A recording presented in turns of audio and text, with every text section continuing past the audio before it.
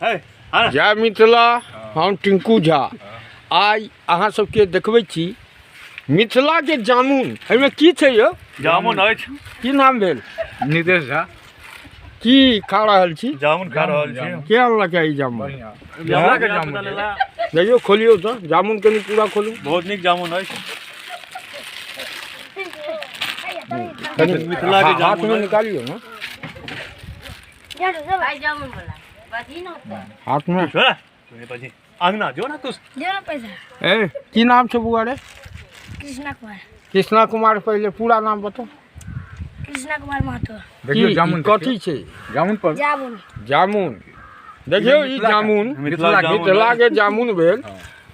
केहन छै? खा के देखियो। बहुत नीक स्वादिष्ट है। स्वादिष्ट। अहाँ के नाम की अछि? हमर हीरा कुमार नाम भेल। जामुन खाइ छी। हां देखियो मिथिला के जामुन से सबसे पहले तो ई जामुन खेला से पेट साफ होइया।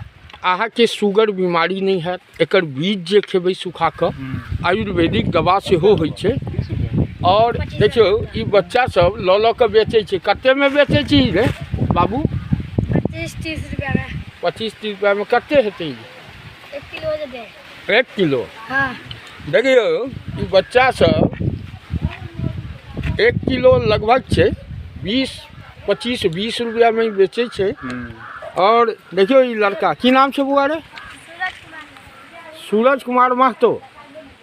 अच्छा तो तू सब ई घूम घूम के बेच के दै छी नहीं?